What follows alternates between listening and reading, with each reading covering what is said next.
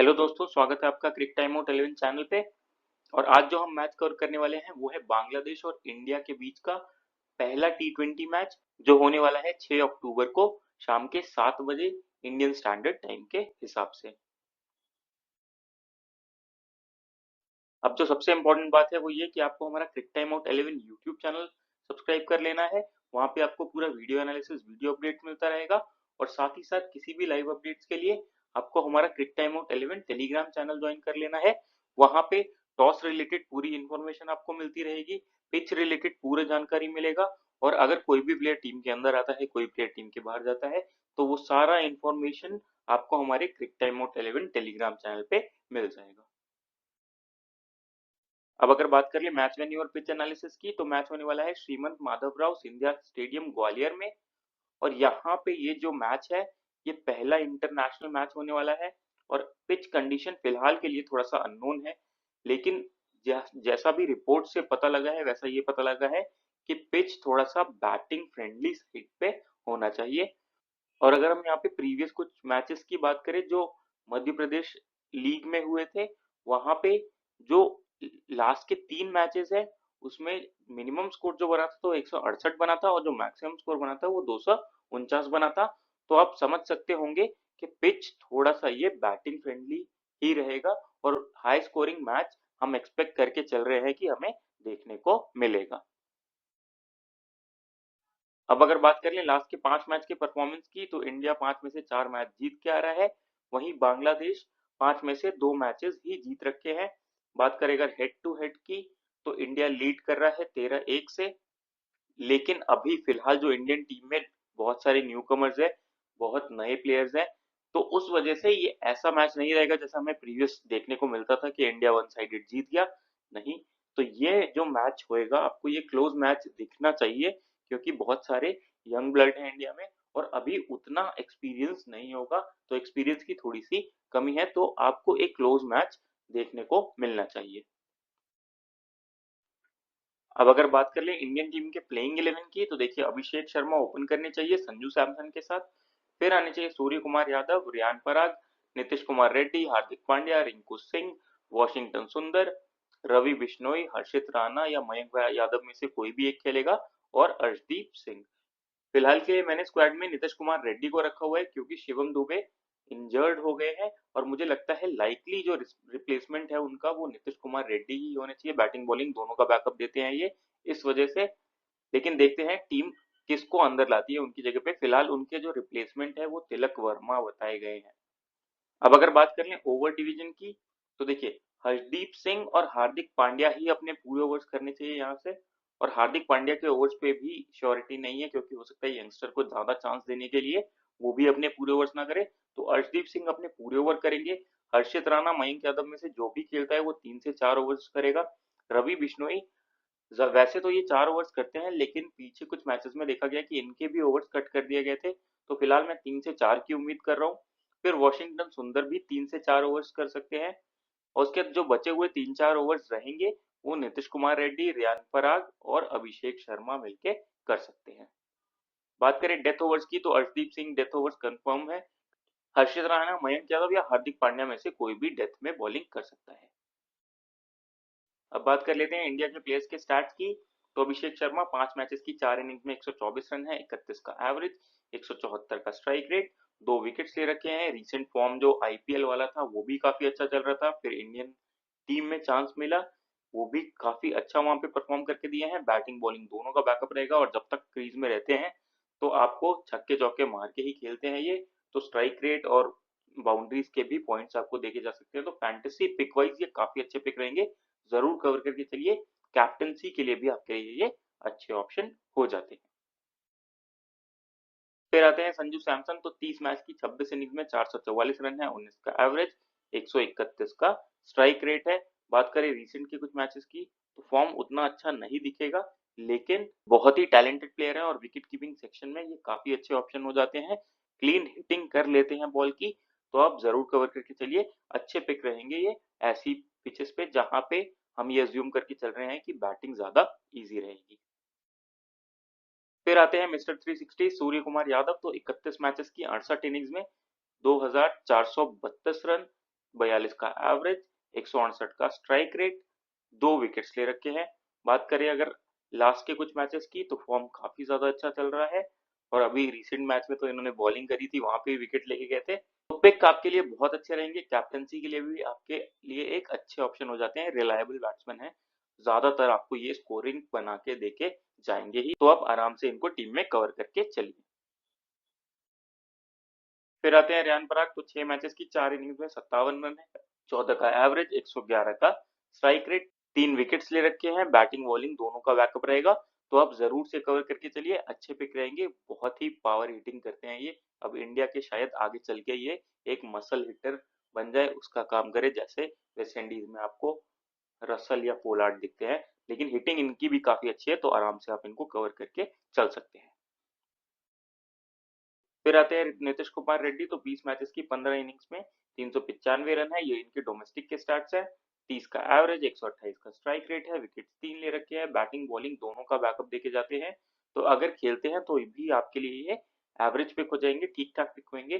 Bowling पे surety नहीं रहेगा, अगर ऐसा होता कि as a six bowling option ये खेल रहे होते तब ये अच्छे पिक होते, लेकिन अभी इंडिया में इतने ज्यादा बॉलिंग ऑप्शंस आगे हैं तो ओवर्स का श्योरिटी नहीं रहेगा, तो आप ग्रैंड लीग में ट्राई करेंगे तो ज्यादा अच्छे ऑप्शन रहेंगे।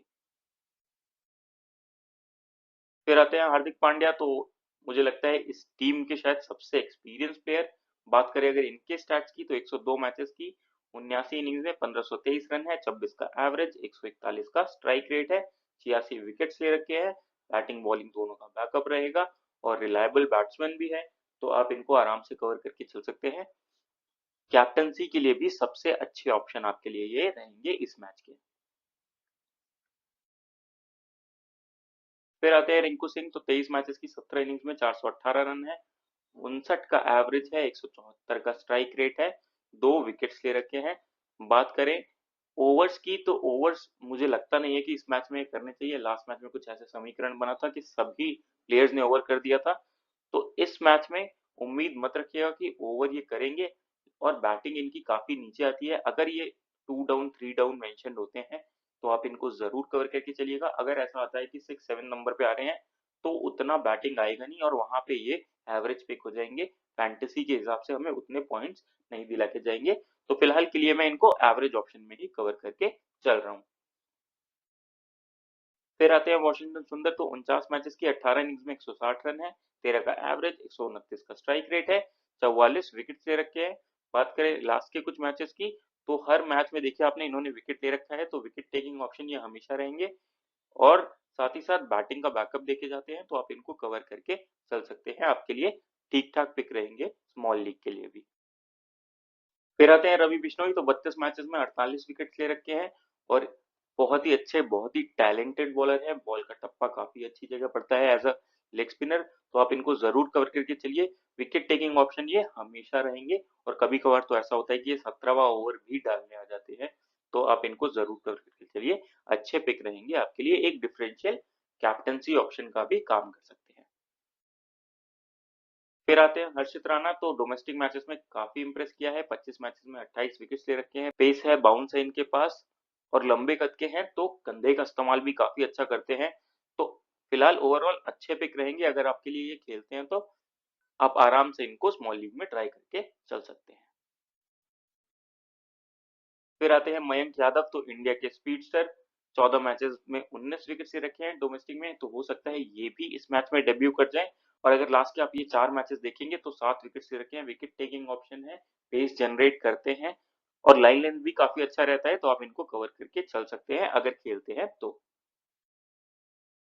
फिर आते हैं अर्शदीप सिंह, तो 54 मैचेस में 83 विकेट ले रखे हैं, ये भी काफी ज्यादा विकेट टेकिंग ऑप्शन रहते हैं, अगर लास्ट के 5 मैच देखें आप तो 9 विकेट ले रखे हैं, डेथ में बॉलिंग करेंगे, यॉर्कर्स बहुत अच्छी फेंकते हैं, स्लोअर वंस पे कंट्रोल काफी ज्यादा अच्छा है, तो मस्ट हैव पिक है आपके लिए, तो मैंडेटरी पिक है आपके लिए, इनको जरूर कवर करके चलिए, अच्छे कैप्टनसी वाइस कैप्टनसी ऑप्शन भी रह सकते हैं इनकेस जब इंडिया पहले बॉलिंग करता है तो।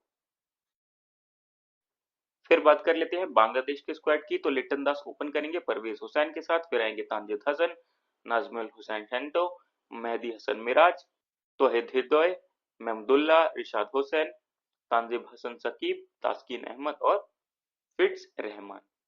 अब अगर बात करें ओवर्स की, तो देखिए यहाँ पे 5 ही मेन बॉलर्स ज्यादातर ओवर डालेंगे। अगर उसके बाद ओवर्स करते हैं तो हो सकता है वो महमूदुल्लाह या शैंटो के भी खाते में चले जाएं, लेकिन उसकी पॉसिबिलिटी बहुत ही कम है। तो ओवर्स देखिए, रहमान अपने पूरे करेंगे, तास्किन अहमद अपने पूरे करेंगे, तानजिब हसन शकीब अपने पूरे करेंगे, इरशाद हुसैन अपने पूरे करेंगे और मेहदी हसन मिराज अपने पूरे करने चाहिए। तो यही 5 मेन बॉलर्स जो हैं वो इन अपने पूरे ओवर्स करने चाहिए। बात करें डेथ ओवर्स की, तो मुस्तफिजुर रहमान डेथ में ओवर्स डालने चाहिए और हो सकता है तानजिम हसन शकीब या तास्किन अहमद में से कोई डाल जाए।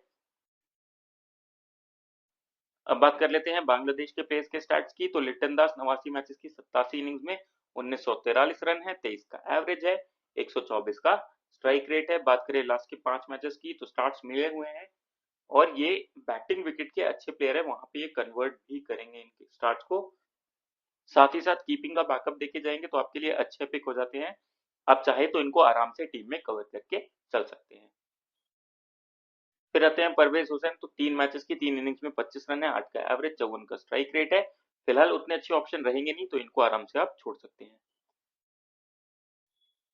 फिर आते हैं तानजिद हसन, तो 14 मैचेस की 14 इनिंग्स में 313 रन है, 26 का एवरेज, 117 का स्ट्राइक रेट।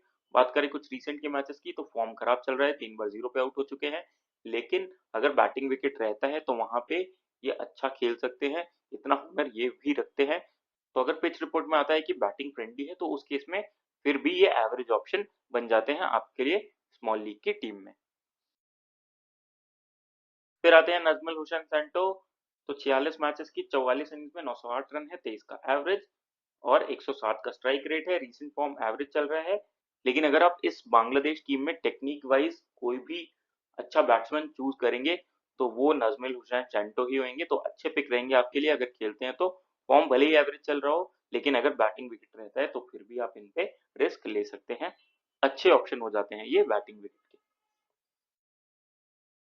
फिर आते हैं मेहदी हसन मिराज, तो 25 मैचेस की 20 इनिंग्स में 248 रन है, 14 का एवरेज, 118 का स्ट्राइक रेट है, 13 विकेट ले रखे हैं। तो ये भी आपके लिए अच्छे ऑप्शन हो जाते हैं, बैटिंग बॉलिंग दोनों का बैकअप देंगे। तो आप अगर खेलते हैं तो आप इनको कवर करके आराम से चल सकते हैं। फिर आते हैं तौहिद हृदय, तो 29 मैचेस की 26 इनिंग्स में 607 रन है, 27 का एवरेज, 130 का स्ट्राइक रेट। रीसेंट फॉर्म अच्छा चल नहीं रहा है, लेकिन इससे पहले कि अगर आप इनके मैचेस देखेंगे तो वहां पे अच्छा परफॉर्म करके आ रहे थे लगातार। लेकिन बस इनके साथ दिक्कत यही होती है कि इनका जो बैटिंग ऑर्डर होता है वो काफी नीचे मेंशन्ड होता है। तो अगर 2 डाउन 3 डाउन मेंशन्ड है ये, तो आप इनको कवर करके चल सकते हैं, अज्यूमिंग के विकेट अच्छा खेलेगा। फिर आते हैं महमदुल्ला, तो 138 मैचेस की 127 इनिंग्स में 2394 रन है, 23 का एवरेज, 117 का स्ट्राइक रेट है, 40 विकेट ले रखे हैं। बैटिंग बहुत ही नीचे आएगी, बॉलिंग पे श्योरिटी रहता नहीं है, तो आराम से छोड़ दीजिए। अगर हम एक्सपीरियंस वाइज बात करें तो सबसे एक्सपीरियंस प्लेयर है टीम के, और ये एक छोर पकड़ के खेल भी सकते हैं और आखिरी में आके हिटिंग भी कर सकते हैं। तो इनको ग्रैंड लीग में आप जरूर ट्राई कर लीजिएगा, आपके लिए डिफरेंशियल पिक का काम करेंगे। फिर आते हैं रिशाद हुसैन, तो 24 मैचेस में 29 विकेट ले रखे हैं, फॉर्म काफी ज्यादा अच्छा चल रहा है। रिसेंट की अगर 5 मैचेस की बात करें तो टोटल इन्होंने 10 विकेट ले रखे हैं। साथ ही साथ बैटिंग बैकअप देखे जाएंगे तो अच्छे पिक रहेंगे आपके लिए, जरूर कवर करके चलिए। फिर आते हैं तानजिम हसन शकीब, तो 13 मैचेस में 15 विकेट ले रखे हैं। लास्ट के अगर 5 मैचेस की बात करें तो टोटल 7 विकेट ले रखे हैं, लेकिन लाइन लेंथ इनका उतना सटीक अभी रहता नहीं है, तो इस वजह से बॉलिंग एक्यूरेसी में अभी उतना कंसिस्टेंसी आया नहीं है, तो एवरेज ही पिक रहेंगे। फिर आते हैं तास्किन अहमद, तो 67 मैचेस में 72 विकेट ले रखे हैं, विकेट टेकिंग ऑप्शन ये हमेशा रहते हैं। साथ ही साथ अगर बैटिंग आती है तो 15-20 रन बनाने की कैपेबिलिटी ये रखते हैं बैट से, और बॉलिंग में भी लाइन लेंथ काफी सटीक रहता है। तो आप इनको कवर करके चलना चाहे तो आराम से कवर करके चल सकते हैं, अच्छे पिक रहेंगे आपके लिए स्मॉल लीग्स में। फिर आते हैं मुस्तफिजुर रहमान, तो 103 मैचेस में 128 विकेट ले रखे हैं। लास्ट के अगर 5 मैचेस की बात करें तो टोटल 5 विकेट्स ले रखे हैं। डेथ में बॉलिंग करेंगे, और अगर बांग्लादेश पहले बॉलिंग करता है तो उस केस में आप इनको जरूर कवर करके चलिए। सेकेंड बॉलिंग के केस में ऐसा हो सकता है कि बांग्लादेश उतने रन बनाए ना और वहां पे इनको विकेट्स ना मिले, तो ये आपके लिए फिलहाल के लिए सिचुएशन बेस्ड पिक हो जाते हैं। अब अगर बात करें ड्रीम इलेवन टीम की, तो संजू सैमसन आपके लिए विकेट कीपिंग सेक्शन में अच्छे ऑप्शन होते हैं। आप चाहें तो लिटन दास को भी कवर करके चल सकते हैं, ये भी आपके लिए बैटिंग विकेट पे अच्छे ऑप्शन रहेंगे। फिर आते हैं बैटिंग सेक्शन में, तो यहाँ से सूर्य कुमार यादव आपके लिए मैंडेटरी पिक हो जाते हैं, अभिषेक शर्मा आपके लिए मैंडेटरी पिक हो जाते हैं। रिंकू सिंह डिपेंड करेगा कि उनका बैटिंग ऑर्डर क्या डिफाइंड है, तो अगर इनका बैटिंग ऑर्डर ऊपर होता है तो उस केस में आप इनको कवर कर सकते हैं, बैटिंग ऑर्डर नीचे रहेगा तो आराम से छोड़ दीजिएगा। नजमुल हुसैन चैंतो भी ऐसी पिचेस पे आपके लिए अच्छे पिक हो सकते हैं।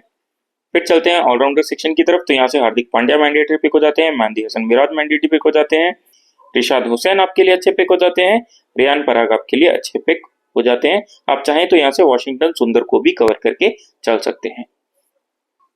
फिर चलते हैं बॉलिंग सेक्शन पे, तो यहाँ से अर्शदीप सिंह आपके लिए अच्छे पिक हो जाते हैं।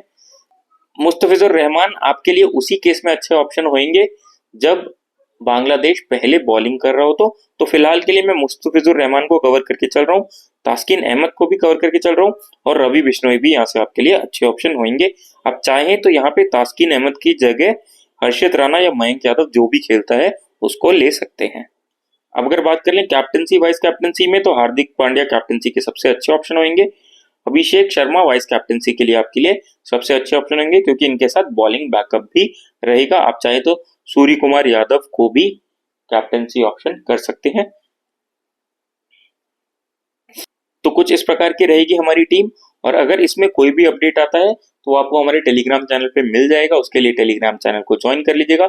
और जो सबसे इंपॉर्टेंट बात है कि हमारे यूट्यूब चैनल क्रिक टाइम आउट 11 को जरूर से सब्सक्राइब कर ले, वहां पे आपको सारा वीडियो एनालिसिस मिलता रहेगा। और जब आप वीडियोस देखते हैं तो आपका मैथ सेंस बढ़ता है, गेम का अंडरस्टैंडिंग बढ़ता है, प्लेयर्स का नॉलेज बढ़ता है, और उसके बाद जब आप वीडियोस पूरा देख के टीम बनाते हैं तो आप ज्यादा इफेक्टिव टीम बनाएंगे, और मोस्ट ऑफ द केसेस में आप विनिंग जोन में भी रहने चाहिए।